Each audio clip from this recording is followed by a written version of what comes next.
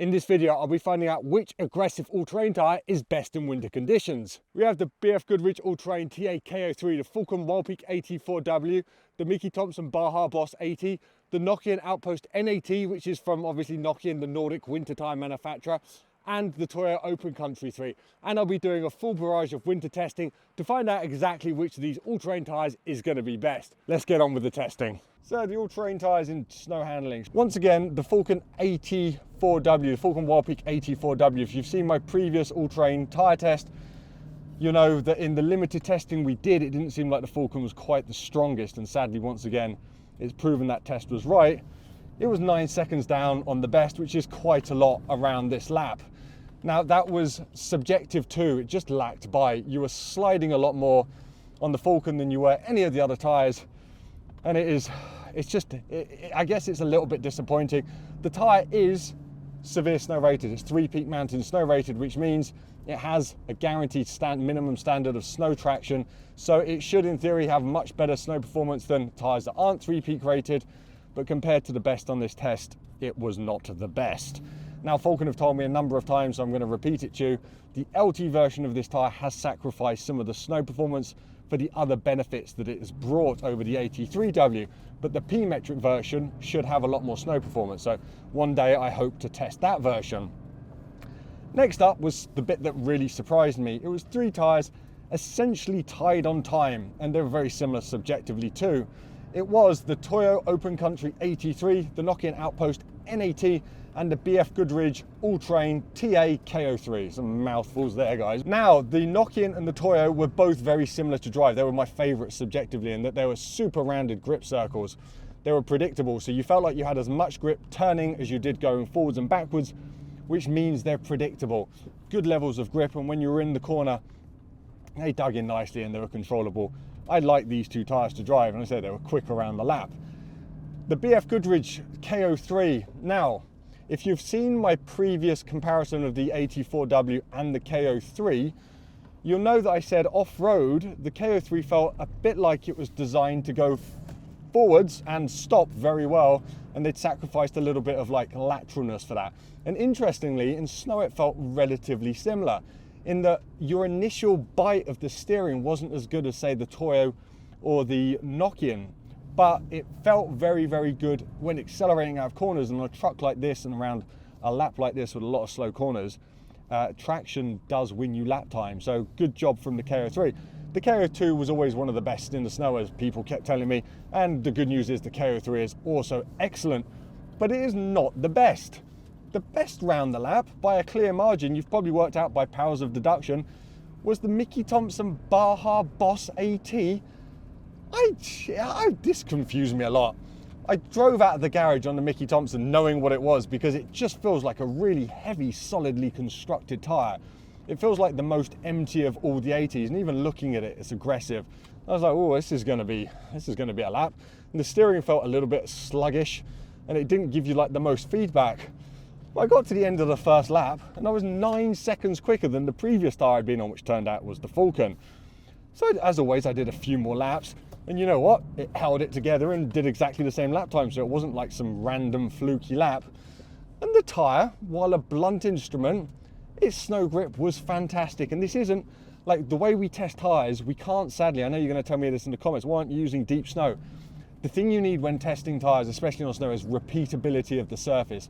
And once you've driven through deep snow once, that's it, you're never driving through again.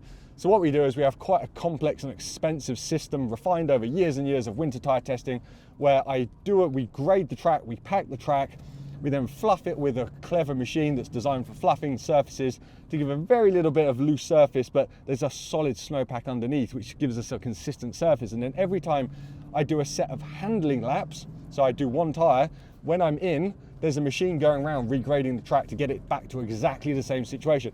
This is why we don't do deep snow testing. I'm trying to work out the best way of doing traction testing.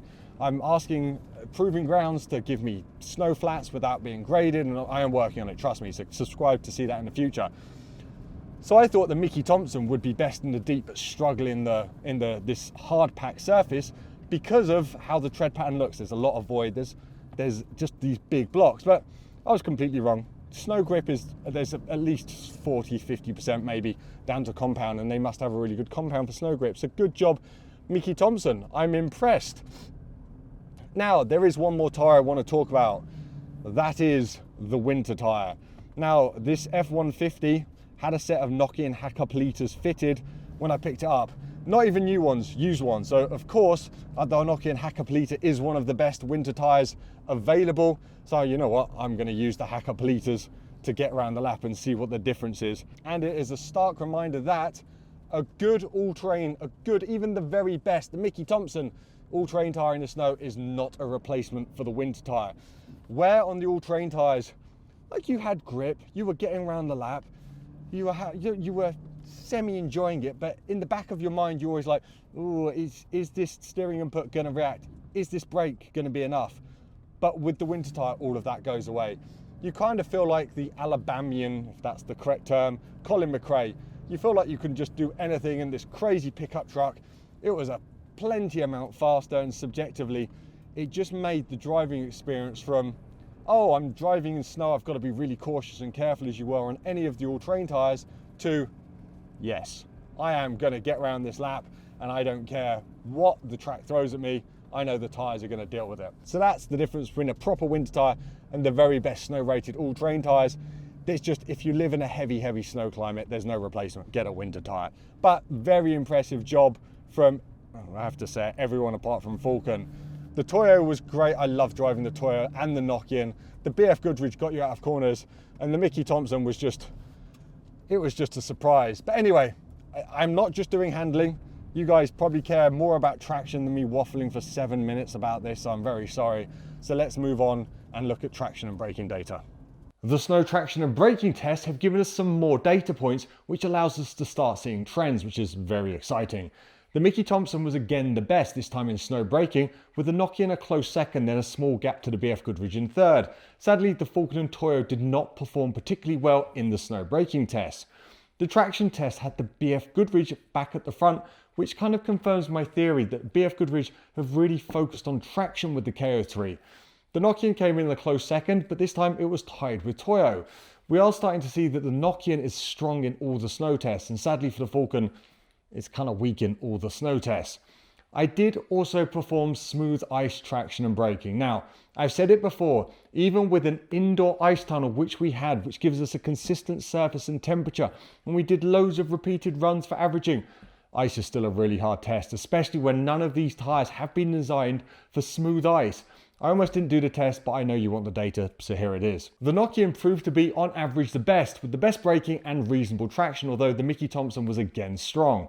The Toyo had good traction.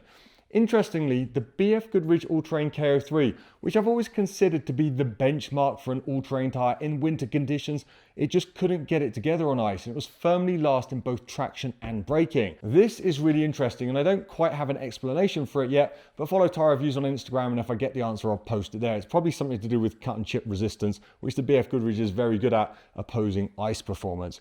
So where does this leave the final order? Well, based on my own score weighting, which can be adjusted on the website, linked in the description, so go and do that, the Nokian Outpost NAT is on average the best all-terrain tyre for winter conditions. While its only standout test was ice braking, it was just well-rounded and consistent across all the tests without any huge flaws, which leads it to a solid first place. I like consistency and it works in testing. The second place went to the Mickey Thompson Baja Boss AT, which was a very impressive product. I was really surprised by this tyre's performance, but I'm sure you're going to go ahead and tell me in the comments just how amazing it is, so feel free to do that. Third place with this score weighting goes to the Toyo Open Country 83. I have always enjoyed driving this tyre whatever conditions, and it has good traction in all the tests, but it did seem to give up a little bit of braking performance to get that traction, so that's the offset with the Toyo. Then we have the BFGoodrich All Terrain KO3. Now this is one of those results where score weighting really matters. The KO3 is a very strong all-terrain tyre in the snow, essentially drawing with the Nokian. So if you really don't care about ice, it's top 2. And if all you care about is snow traction, it is the best all-terrain tyre. But with my score weighting, which includes ice at 25% versus snow at 75%, it does drop it down in this group. Lastly is the Falken Wildpeak AT4W. Now, we've now seen in multiple tests that the LT version, at least of this tyre, has given up some snow performance to get that improved wear resistance over the AT3W. I do plan on testing all of these tyres and more in the dry, wet and off-road next year, so I'm sure the AT4W will shine there. Lastly, and just to drive the point home once more, the lap on the old used winter tyre just confirms that if you live in a region that sees significant snow and ice, just get a winter tyre. Even the best all-terrain tyres in the snow are still no match for a good winter product. Anyway, so as this is probably my last video of the year, thank you so much for watching in 2025. I am on Instagram should you wish to keep up with all the tyre news over winter. Let me know your own experience of all-terrain tyres in snow and ice in the comments, because I read everything and I find it super interesting. Please review your tyres over at tyreviews.com. It's linked in the description. It helps me so much. And as always, safe motoring.